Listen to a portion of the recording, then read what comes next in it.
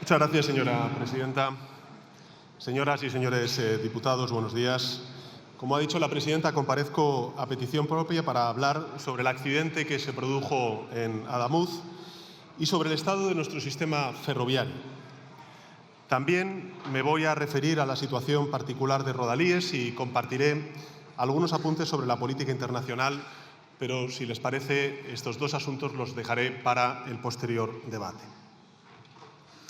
Quisiera comenzar como debemos, creo que comenzar en esta Cámara, con un recuerdo a las víctimas, a las 46 personas, al maquinista también fallecido en Lleida, que se dejaron la vida en esta terrible tragedia,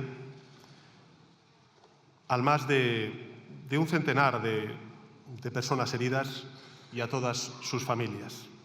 Porque nada de lo que nosotros digamos o hagamos va a poder aliviar el dolor que están sufriendo. Somos perfectamente conscientes de ello. Al mismo tiempo, sí me gustaría también trasladarles que quiero que sepan que el Estado en su conjunto, cuando me refiero al Estado, estoy hablando de la Administración General del Estado, por supuesto, pero también de las comunidades autónomas, de las diputaciones, de los ayuntamientos. En definitiva, quiero que sepan que el Estado en su conjunto está haciendo y hará todo lo que esté en nuestra mano para acompañarlas, para ayudarlas, para establecer las causas del accidente y, si fuera necesario y procedente, hacer justicia.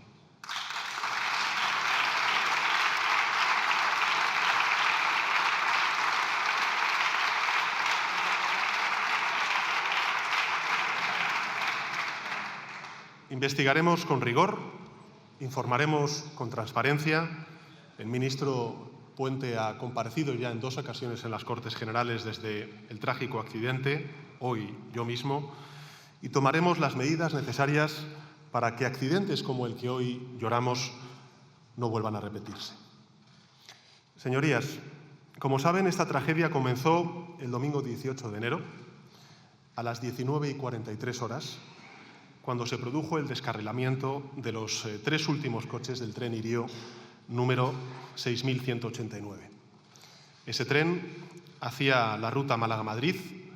A la altura de Adamuz fue donde se produjo esta tragedia.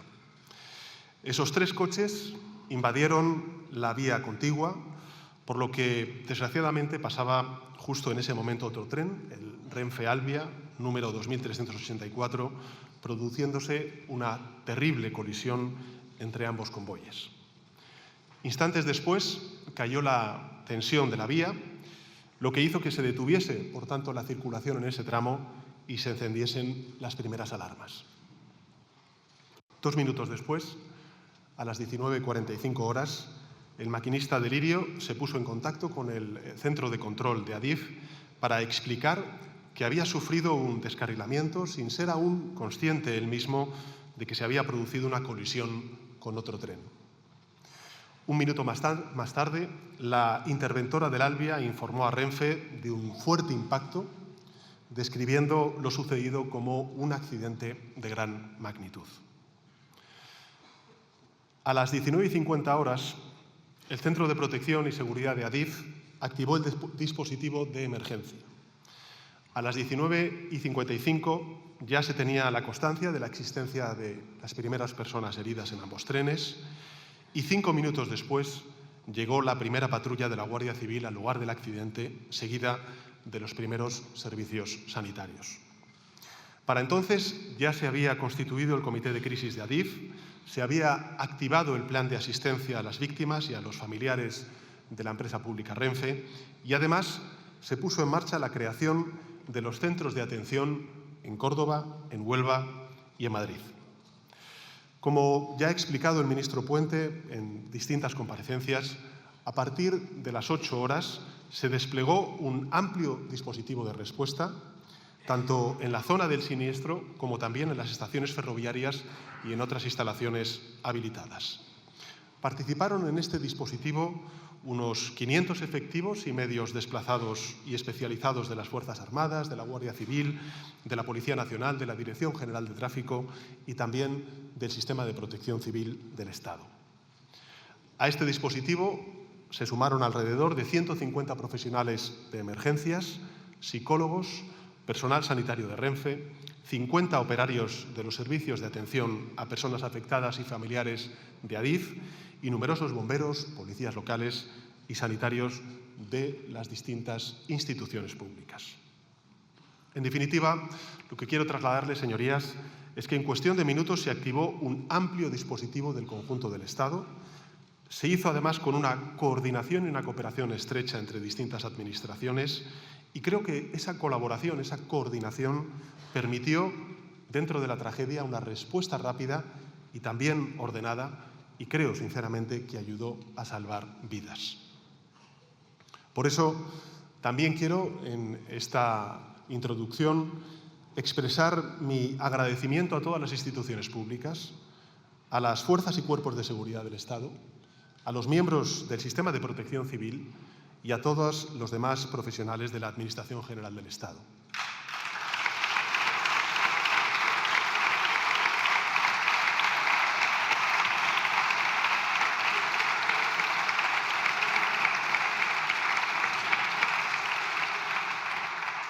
Agradecimiento que, por supuesto, extiendo a la Junta de Andalucía, a la Diputación de Córdoba, al Ayuntamiento de Adamuz y a todos los vecinos de la zona, porque su profesionalidad, su entrega, su generosidad, su solidaridad, su empatía, en definitiva su humanidad, creo que van a quedar fijados en el recuerdo colectivo como un símbolo imborrable de lo grande que es nuestra sociedad, nuestro país, sobre todo y especialmente cuando se producen este tipo de tragedias.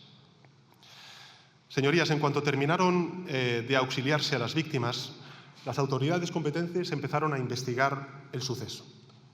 En la misma noche del día 18, un equipo de investigadores de la Comisión Independiente CIAF, la comisión, como saben, encargada de investigar los accidentes ferroviarios, se desplazó al terreno, trabajó junto con la Guardia Civil para preservar las pruebas y realizar las primeras pesquisas.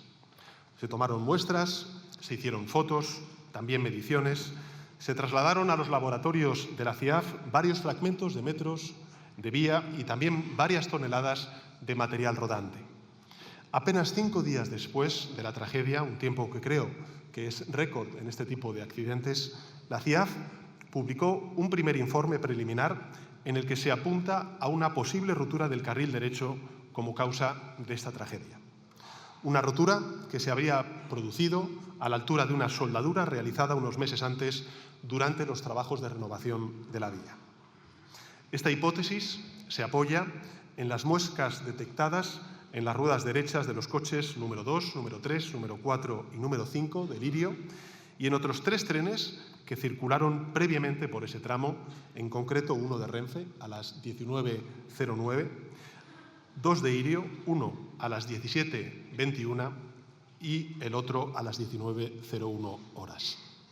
En estos momentos, los técnicos y técnicas de la CIAF están examinando los restos para determinar las causas de esa rotura, al tiempo que se siguen recabando pruebas adicionales, porque efectivamente estamos ante un estudio preliminar y, por tanto, no es concluyente. Lo que sí que puedo trasladarle, por supuesto, a los familiares de las víctimas, a los heridos, al conjunto de la sociedad española, es que en cuanto tengamos esos resultados concluyentes, evidentemente, como hemos hecho desde el principio, las vamos a compartir con el resto de las administraciones públicas y, por supuesto, también con la opinión pública.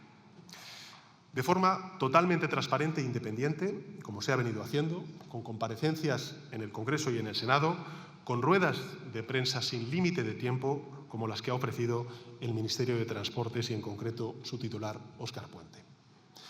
Y una vez sepamos qué ha fallado exactamente, pondremos en marcha las medidas necesarias para que este tipo de tragedias no vuelva a suceder. Mientras tanto, señorías, lo que nosotros podemos hacer es analizar el contexto, informar a la ciudadanía, facilitar el trabajo a los técnicos, pero lo que no podemos hacer es especular, no podemos desinformar y tampoco podemos utilizar esta tragedia para crispar. De entrada, creo que es necesario hablar del estado de la vía y también de las inspecciones realizadas antes del accidente. Como saben, el siniestro se produjo en una infraestructura que fue renovada de forma integral el pasado año, en el año 2025, con una inversión concreta de 780 millones de euros. En estas semanas se ha intentado generar confusión en torno a este concepto, el concepto de renovación integral de la vía, que, como ha explicado en muchas ocasiones ya el ministro Puente, no implica la sustitución completa de todos los elementos, como podría, por ejemplo, pensarse fuera del ámbito técnico. Y creo que la analogía puede servir también a aquellas personas que a lo mejor estén escuchando o siguiendo esta comparecencia si lo llevamos a un término mucho más coloquial. Del mismo modo que no significa renovar íntegramente una vivienda el demolerla y construirla desde cero, cuando se reforma esa vivienda. Según la Agencia Europea del Ferrocarril, y me parece bien importante también hacer esta referencia, según la Agencia Europea del Ferrocarril, una renovación de vía es, y cito textualmente, abro comillas, el proceso planificado de sustitución de aquellos componentes que han alcanzado o superado la vida útil con el objetivo de mantener o devolver la infraestructura a condiciones seguras y fiables para la circulación de los trenes. Cierro comillas. Se trata, por tanto, señorías, de un procedimiento absolutamente habitual, plenamente normalizado con el ámbito ferroviario, alineado también con los estándares técnicos y de seguridad, tanto nacionales como europeos e internacionales. La renovación, por tanto, que nos ocupa se completó en junio del año 2025, afectó tanto a la infraestructura, y por tanto estamos hablando de la plataforma, de las estructuras, de los túneles, como también a la propia vía, es decir, a los desvíos, a las traviesas, al balasto y también a los carriles. En el tramo concreto, además, que nos ocupa del accidente, se ejecutaron 3 contratos. Uno para la mejora integral de la infraestructura, otro para la renovación de los desvíos de Adamuz y un tercero para la implantación del Sistema Europeo de Gestión de Tráfico Ferroviario con una inversión conjunta superior nada más y nada menos que a los 180 millones de euros. Por tanto, quiero dejar algo muy claro. Esta renovación se ha llevado a cabo conforme a los más altos estándares de calidad por empresas punteras a nivel mundial y ha superado todas las inspecciones técnicas exigidas por la normativa vigente. Y me gustaría, además, señorías, para tranquilidad de ustedes y también del conjunto de la sociedad española, cuáles son esas inspecciones. Concretamente, se inspeccionaron, en primer lugar, las 114 soldaduras del tramo mediante controles visuales, pruebas geométricas y también ensayos por ultrasonidos. En segundo lugar, se realizaron comprobaciones geométricas de la vía en 2 ocasiones, en concreto los días 8 de septiembre y 13 de octubre de 2025, como ya ha explicado el ministro Puente, para verificar que la alineación, el nivel y el ancho se mantenían dentro de los márgenes de seguridad. Y, en tercer lugar, se llevaron a cabo 5 auscultaciones dinámicas entre junio y noviembre del año 2025 que permiten evaluar el comportamiento de la vía en condiciones reales de circulación. Finalmente, 2 aspectos más que me parece importante subrayar. Se acometieron una auscultación por ultrasonidos el 10 de septiembre de 2025 y una inspección técnica de los desvíos el 7 de enero del año 2026. Finalmente, se hicieron 13 operaciones de bateo de la vía, la última de ellas, señorías, el 6 de noviembre de 2025, como parte del mantenimiento ordinario para asegurar la estabilidad de la infraestructura. El resultado de todo ello, señorías, como he dicho anteriormente, es que se detectaron únicamente 4 incidencias en este tramo. Ninguna de ellas, como ha dicho en muchas ocasiones el ministro Puente cada vez que ha tenido ocasión de comparecer, ninguna de ellas estaba relacionado con el estado de la vía y todas fueron resueltas conforme al procedimiento estándar. ¿Qué significa esto, señorías? Pues que la vía cumplía rigurosamente todos los protocolos de mantenimiento y de control establecidos por las autoridades españolas y europeas. Es probable que una de las lecciones que todos y todas acabemos extrayendo de esta terrible tragedia es que esos protocolos, evidentemente, no son infalibles, por lo que hemos sufrido, que los estándares de calidad y pruebas de control que los integran tienen que ser ampliados y también mejorados, y si es así, tengan por seguro que desde luego el Gobierno de España será el primero en reforzarlo siguiendo las indicaciones que hagan los expertos, para evitar que un episodio similar pueda volver a suceder en nuestro país. Pero, dicho esto, señorías, me parece también importante, igual de importante, no desinformar a la sociedad ni generar miedo diciendo que nuestro sistema ferroviario es decadente o inseguro, porque sencillamente eso no es cierto. Miren, el sistema ferroviario español no es perfecto, eso es evidente, tiene carencias significativas y a lo largo de este debate también va a surgir, especialmente en algunos territorios, sufre incidencias, hay trabajo por hacer, sin duda alguna, también mucho que mejorar. En eso podemos estar todos con distintas intensidades más o menos de acuerdo. Pero me parece importante también compartir con los ciudadanos, al calor de este debate, tres cosas fundamentales. La primera de ellas es que, a pesar de los problemas que tenga el sistema ferroviario en nuestro país, nuestro sistema es uno de los mejores del mundo. Repito, es uno de los mejores del mundo. Y esto no lo digo yo como presidente del Gobierno de España. Lo dice, por ejemplo, el 9º informe de la Comisión Europea, el que se llama el Prime Report de los operadores de infraestructuras comunitarios, y también distintos estudios de la Federación Europea de Transporte y de Medio Ambiente. España, señorías, para que nos hagamos una idea, tiene una red ferroviaria de 15.700 kilómetros. Repito, 15.700 kilómetros. Es decir, es la quinta más extensa del continente europeo. De ellos, 4.500 son de alta velocidad, lo que nos convierte en el segundo país del mundo, solamente por detrás de China, en kilómetros de vía rápida. Por tanto, estamos por detrás de China, como he dicho antes, pero estamos por delante de grandes economías, de grandes países, como por ejemplo Estados Unidos, Japón o Alemania. Sin ir más lejos, el año pasado, en el año 2025, nuestro sistema fue el más fiable de la Unión Europea y el quinto más puntual. Y lo fue además, y esto me parece importante también compartirlo con la ciudadanía que esté siguiendo esta comparecencia, con uno de los precios más competitivos. Cada semana, en España, señorías, usan el tren más de 12 millones de personas.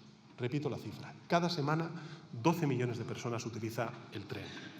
Lo hace en condiciones de seguridad, con buenas frecuencias y a un precio infinitamente más bajo que sus vecinos europeos. Para que nos hagamos una idea y contrastemos la realidad en España y en el resto de Europa, recorrer los 534 kilómetros que separan Londres de Edimburgo cuesta más de 100 euros y 4 horas. Más de 100 euros y 4 horas. El trayecto entre Madrid y Barcelona, que es 87 kilómetros más largo, es, sin embargo, mucho más barato porque es la mitad de precio y la mitad de tiempo.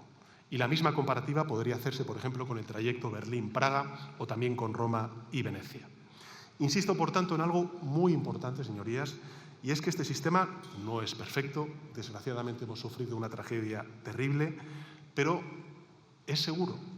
Esta es la segunda cosa que quiero que sepan los ciudadanos, que tengan claro. Verán, si pusiéramos todas nuestras vías en línea recta, todas las 15.000 o 17.000 kilómetros de línea recta, se podría cubrir con ellas la distancia que hay entre las costas del Polo Norte y el Polo Sur. Esta es la realidad. En un sistema tan extenso, señorías, en un sistema tan extenso, se producen evidentemente incidencias todos los días, y eso es inevitable.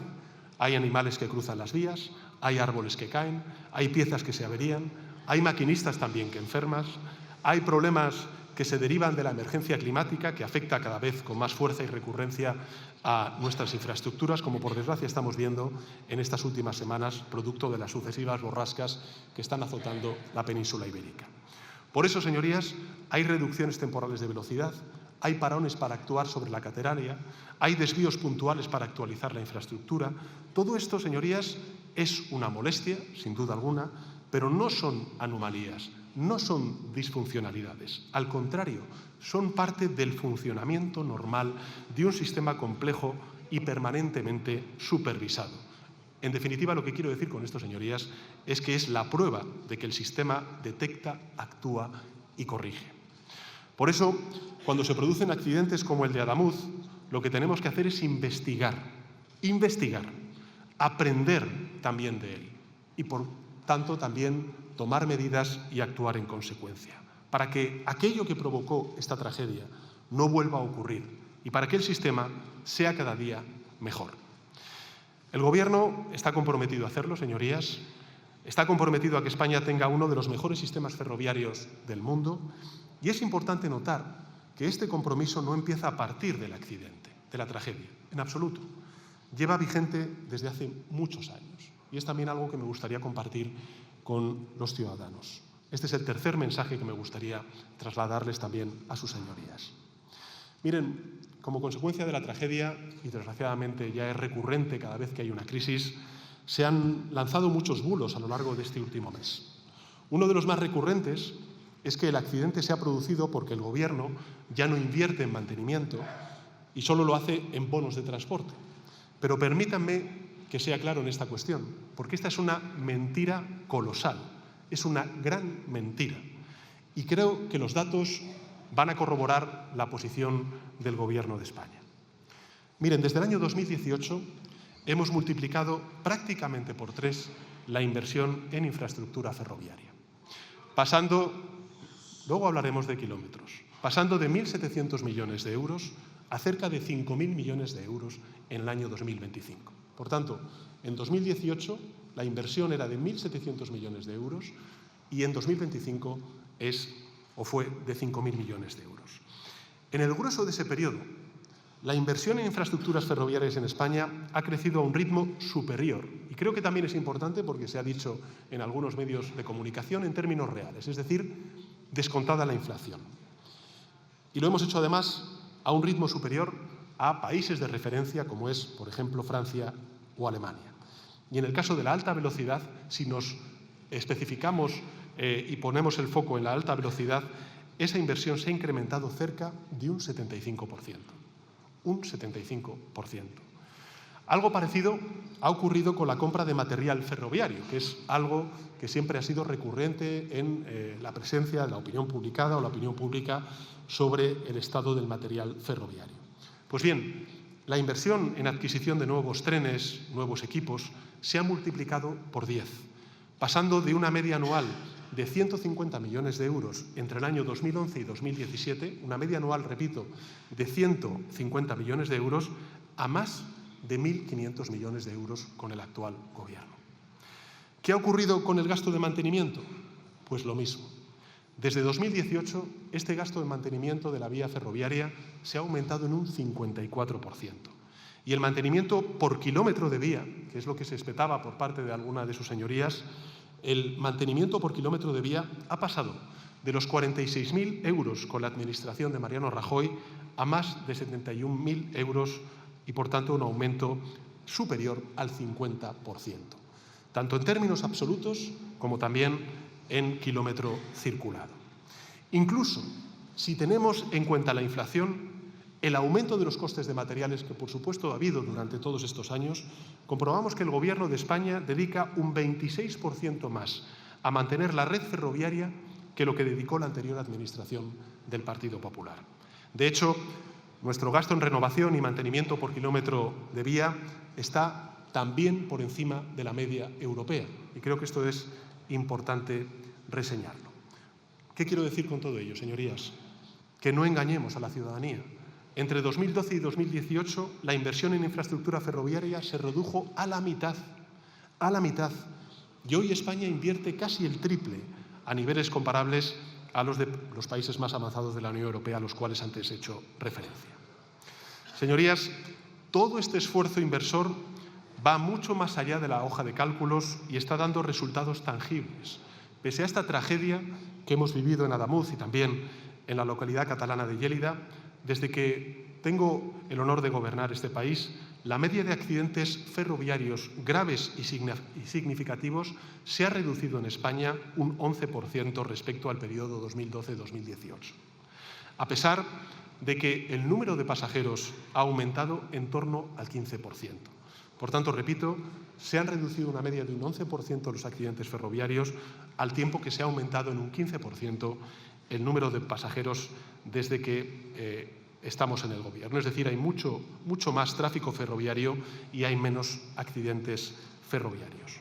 Naturalmente, a la vista de los acontecimientos recientes, es lícito preguntarse algo que creo que nos podemos preguntar todos, y yo el primero, y es si el nivel actual de inversión es suficiente.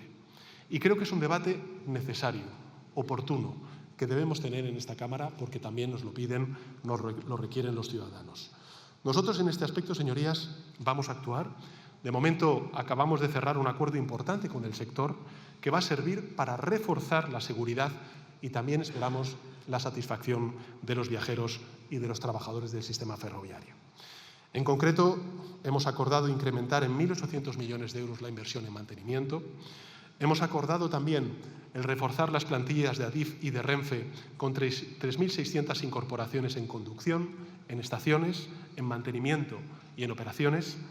Vamos a garantizar unas tasas de reposición no inferiores al 115% en los presupuestos generales del Estado y vamos a fortalecer la Agencia Estatal de Seguridad Ferroviaria con 50 profesionales adicionales para que pueda ejercer mejor sus tareas de inspección en la red.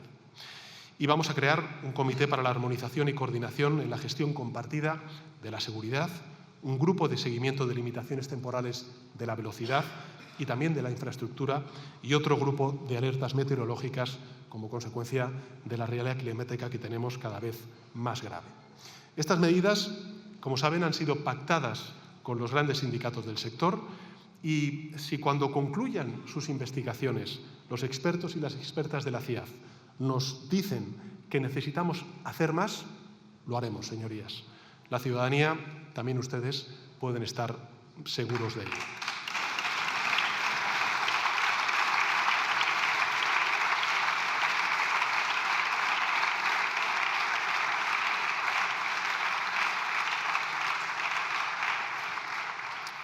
Lo haremos para honrar a las víctimas de esta tragedia, también para honrar a los heridos y a los familiares de las víctimas de esta tragedia. Lo haremos también, señorías, porque este Gobierno es un Gobierno que cree en el transporte público, porque sabemos además que el tren cohesiona territorios, mitiga el cambio climático y también reduce las barreras sociales. Y porque también, señorías, queremos que España tenga y siga teniendo uno de los mejores sistemas ferroviarios del mundo. Y mientras tanto, mientras avanzamos hacia ese futuro, seguiremos honrando a los fallecidos del accidente de Adamuz, también del maquinista de Yélida. Seguiremos apoyando a sus familias y a todas las personas que viajaban en esos Irio 6189 y en el Albia 2384. Al respecto, ¿qué hemos hecho, señorías?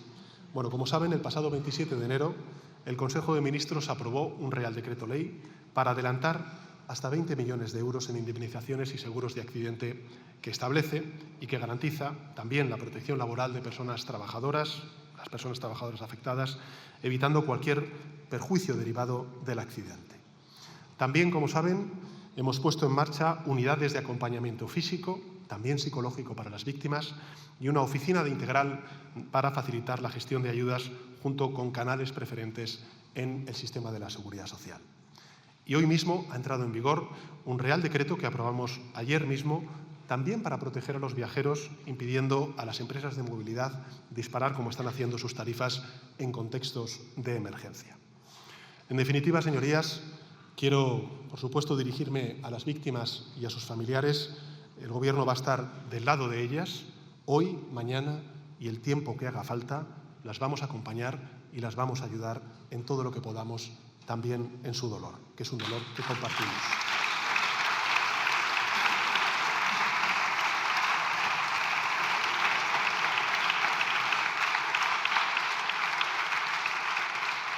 Y no les quepa duda que implementaremos todas las recomendaciones que puedan derivarse de la investigación de la CIAF para hacer nuestras vías aún más seguras. Reforzaremos, como estamos haciendo, los recursos financieros, humanos y técnicos dedicados al ferrocarril con el objetivo de mejorar siempre su eficiencia, también la seguridad, dar a los usuarios lo que merecen y demandan, que es calidad, velocidad y puntualidad en la gestión de este servicio. Nosotros, señorías, vamos a apostar por el tren para acercar personas, para integrar a nuestros territorios y para conseguir que España continúe siendo un referente mundial en la movilidad sostenible. Nada más y muchas gracias.